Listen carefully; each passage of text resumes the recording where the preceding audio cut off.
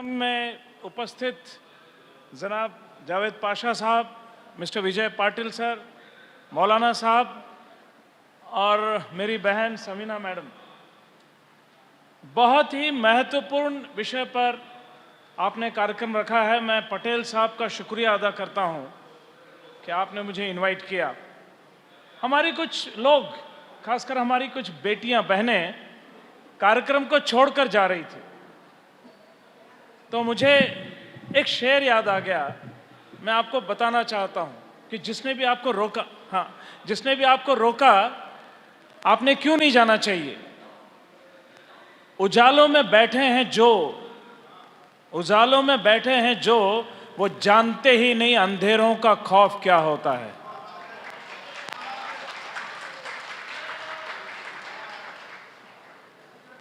ये भारत के कॉन्स्टिट्यूशन की ताकत है। इतने मर्दों के बीच में हमारी एक बहन खड़े होकर पूरे हिम्मत के साथ इस कार्यक्रम का संचालन करती है। ये ताकत, ये इज्जत हमको ये कॉन्स्टिट्यूशन ऑफ इंडिया देता है, पहली बात। और बहनों, मैं आपको बहना बताना चाहता हूं, 2500 साल के बाद इस देश में जहां हम हैं, यहां की संस्कृति में, अदब में 2500 साल के बाद आपको यह अधिकार प्राप्त हुआ है कि मर्दों के साथ बैठने की हिम्मत करें, और आप उस कार्यक्रम को छोड़ के जा रहे हैं, तो ये ठीक नहीं है। दोस्तों, 2-3 बातें मैं कहना चाहूंगा। एक बात हमसे कई लोग पूछते हैं कि इस कॉन्स्टिट्यूशन में, मेरा एक दोस्त है, पाकिस्तान में रहता है, प्रोफेसर है, उसने क्या कहा, बोले जिस कीचड़ से हम लोग कोशिश कर रहे हैं 70 साल से निकलने की, पाकिस्तान का प्रोफेसर है, मेरा दोस्त है, बिल्कुल, उसने मुझसे कहा कि जिस कीचड़ से हम 70 साल से निकलने की कोशिश कर रहे हो, तुम 70 साल में उस कीचड़ में जाने की कोशिश क्यों कर रहे हो। तुम्हारा समान बेवकूफ नहीं है। आप समझे नहीं होंगे मैं क्या कह रहा हूं। पाकिस्तान ने कोशिश की कि मजहब के नाम पर देश चलाया जाए, देश चला नहीं। हमने मजहब छोड़ के देश चलाया, और क्या गजब का देश चलाया, किसी भी मजहब को तकलीफ नहीं हुई। भारत का संविधान, उसका पहला पन्ना पढ़िए आप लोग, हिंदी में पढ़िए, मराठी में पढ़िए, उर्दू में पढ़िए, इंग्लिश में पढ़िए। हमारे दोस्त मौलाना ने बहुत सुंदर बात कही, जो यंग मौलाना गए, कि मेरा कुरान मुझे कहता है कि देश के दस्तूर को मान, और मेरे देश का दस्तूर ये इजाजत देता है तो अपने कुरान को मान। इससे सुंदर बात क्या हो सकती है।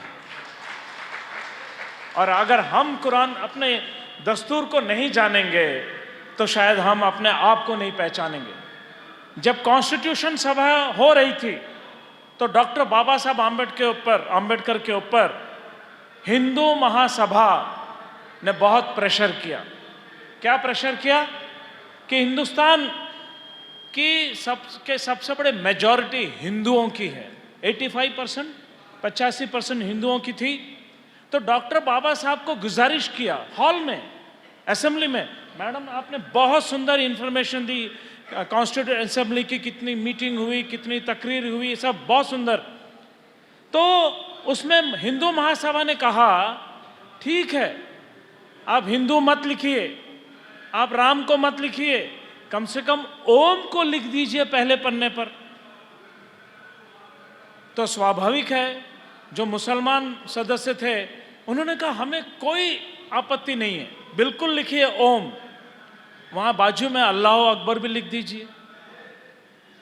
तो क्रिश्चियन लोगों ने कहा हमें चलेगा, एक तरफ ओम लिख दीजिए, एक तरफ अल्लाह अकबर लिख दीजिए, बीच में क्रॉस लगा दीजिए। डॉक्टर बाबा साहब ने बहुत सुंदर उत्तर दिया उसका, और उसका उत्तर मौलाना साहब देकर गए। और उस उत्तर के लिए मुझे एक शेर याद आ रहा है जो आपको सुनाता हूं, बाद में बात करूंगा। हर जर्रा चमकता है अनवारे इलाही से, अनवारे इलाही, हर जर्रा चमकता है अनवारे इलाही से, मगर हर सांस ये कहती है हम हैं तो खुदा भी है। डॉक्टर बाबा साहब आम्बेडकर ने कहा तुम लोग ओम को मानते हो। कौन ओम का नाम इसलिए है कि हिंदुस्तान के लोग ओम मानते हैं। तुम अल्लाह अकबर कहते हो तो अल्लाह अकबर कौन कहता है? तुम लोग कहते हो, इसलिए अल्लाह अकबर है। तुम क्रॉस को मानते हो तो इसलिए जीसस क्राइस्ट का नाम है। जो लोग अल्लाह अकबर कहते हैं, जो लोग ओम कहते हैं, जो लोग जीसस क्राइस्ट को मानते हैं, मैं उन लोगों को सबसे ज्यादा कीमत देना चाहता हूं इस कॉन्स्टिट्यूशन में, इस संविधान में। और इसीलिए संविधान की शुरुआत जो हुई, किससे हुई? किसी भगवान के नाम से नहीं, किसी ऊपर वाले के नाम से नहीं, बल्कि शुरुआत हुई हम भारत के लोग। बताइए, हम भारत के लोग। उसमें नहीं लिखा गया कौन से मजहब के, उसमें नहीं लिखा गया किस भाषा को बोलने वाले, उसमें नहीं लिखा गया कौन सी जात के लोग, उसमें नहीं लिखा गया स्त्री और मर्द, नहीं लिखा गया। सिर्फ लिखा गया हम भारत के लोग। जो भारत में पैदा हुआ वो इस देश का बाशिंदा भी है और इस देश का मालिक भी है। ये कॉन्स्टिट्यूशन बता रहा है। इस देश का मालिक राष्ट्रपति नहीं है, इस देश का मालिक प्रधानमंत्री नहीं है, इस देश का मालिक चीफ मिनिस्टर नहीं है, इस देश का मालिक अडानी अंबानी नहीं है। इस देश का मालिक है इस देश के 144 करोड़ जनता, इस देश के 144 करोड़ बाशिंदे, वो उस देश के मालिक है। ये कॉन्स्टिट्यूशन बता रहा है। और आखिरी में क्या बता रहा है इसी प्रियम्बल में? कि हम लोग अपने आप को ये संविधान दे रहे हैं। ले कौन रहा है? हम लोग। मतलब सेवक को हो गया हम लोग। इस संविधान ने भारत के लोगों को, आपको और मुझे, 144 करोड़ जनता को इस देश का मालिक बनाया और साथ में इस देश का सेवक भी बनाया। इसका मतलब क्या होता है कि जो प्रधानमंत्री चुनकर आए हैं वो आपके और हमारे मालिक नहीं है, वो आपके और हमारे सेवक हैं। जिसको आपने चीफ मिनिस्टर चुन के दिया वो आपके हमारे मालिक नहीं, आपके हमारे सेवक हैं। इस चीज को समझना चाहिए, नंबर एक। दूसरी बात, इस देश के संविधान को कुछ धाराएं, आर्टिकल में पढ़ के सुनाता हूं तो आपको समझ में आ जाएगा संविधान कितना महान है।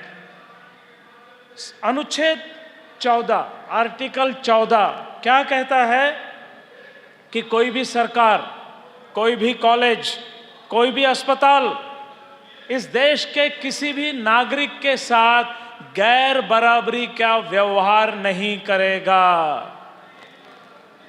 पार्लियामेंट के सामने, कोर्ट के सामने, कॉलेज के सामने इस देश का हर नागरिक बराबर है।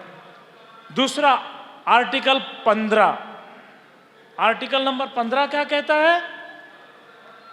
इस देश के हर नागरिक को, आपको, मुझे, रास्ते पर चलने वाले को, हर नागरिक को अपने धर्म के आधार पर, जात के आधार पर, वंश के आधार पर, लिंग के आधार पर, जन्म की जगह के आधार पर बिना भेदभाव के रहने का अधिकार है। आपसे यह अधिकार कोई छीन नहीं सकता। यह अधिकार पार्लियामेंट नहीं देती है, यह अधिकार पुलिस नहीं देता है, यह अधिकार प्रधानमंत्री नहीं देता है। यह अधिकार हमने खुद ने 75 साल पहले खुद को दे दिया। यह हमारे अधिकार हैं, इसको आपने मानना चाहिए। दूसरा, आर्टिकल 16 वो क्या कहता है?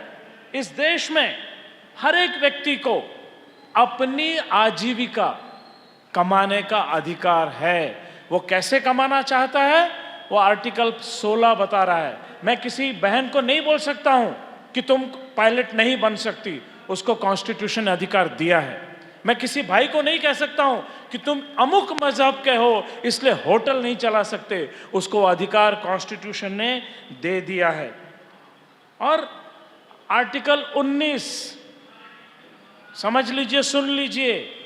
आर्टिकल 19 है भाषा और अभिव्यक्ति का स्वातंत्र। मैं उर्दू में बोलूं, मैं बंगाली में बोलूं या मराठी में बोलूं, यह मेरा अधिकार है। मुझे कोई ये नहीं कह सकता कि आप इस भाषा में बात करेंगे, आप इस भाषा में बात नहीं करेंगे।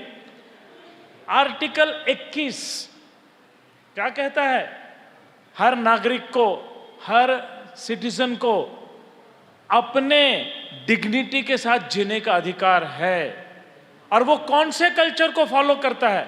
याद रखिए, कॉन्स्टिट्यूशन में ये नहीं लिखा है कहीं पर भी कि आप मटन खाएंगे या नहीं खाएंगे। कॉन्स्टिट्यूशन में कहीं लिखा नहीं है आप सिर पर टोपी पहनेंगे या माथे पर तिलक लगाएंगे, कहीं नहीं लिखा है।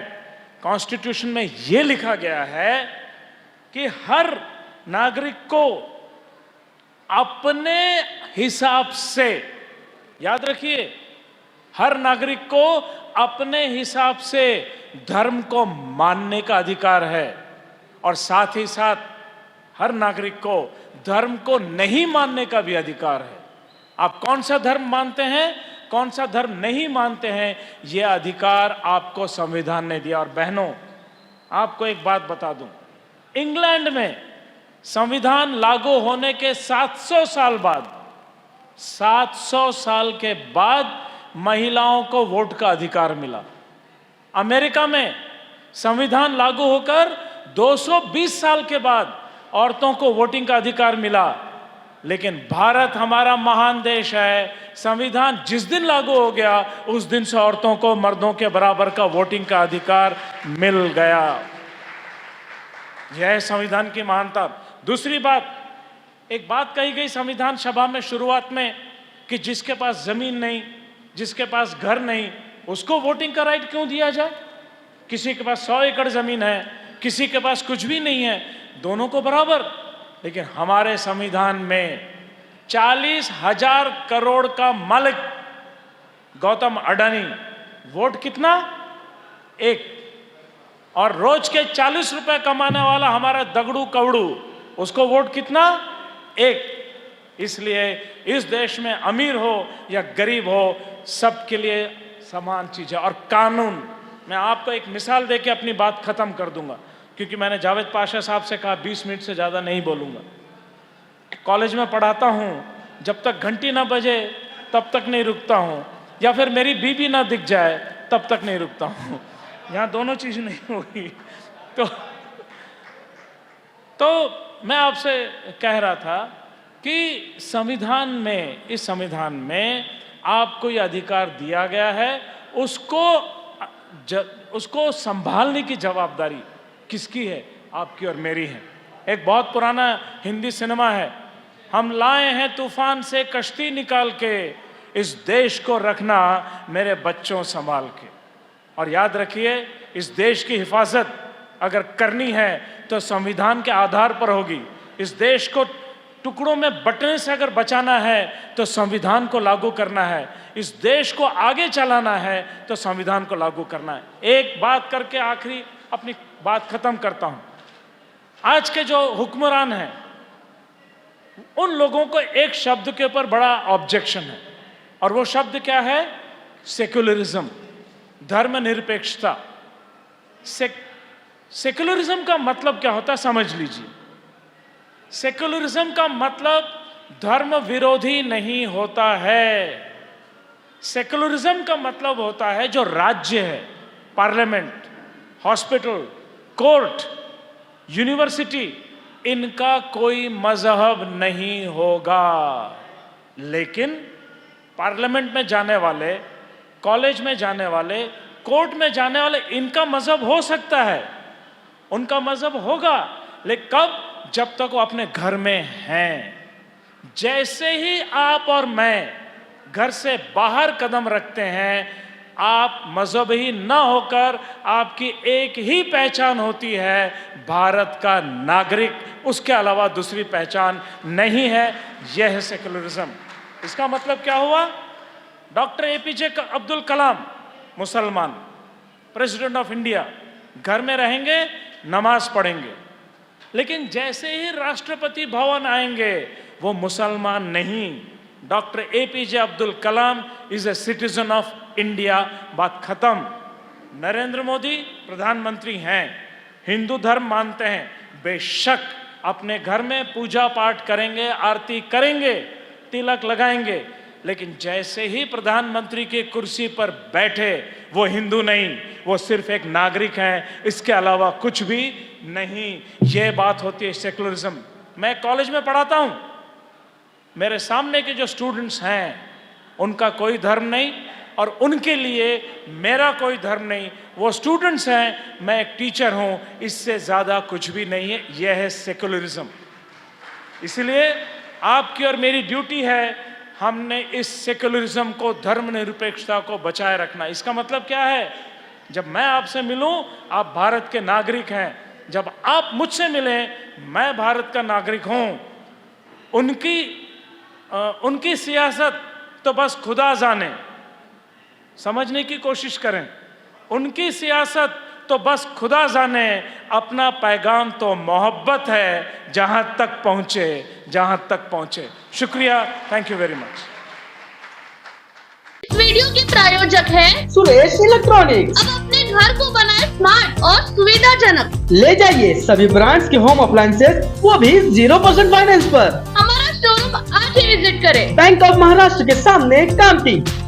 नया फोन लेने के बारे में सोच रहे हो तो सीधे चले आइए ओमकार मोबाइल। यहाँ आपको मिलेंगे सभी ब्रांड्स के नए मोबाइल और वो भी 0% फाइनेंस के साथ, और साथ ही पाइए सरप्राइज गिफ्ट भी। तो आज ही आइए ओमकार मोबाइल, गुजरी बाजार चौक, कामठी।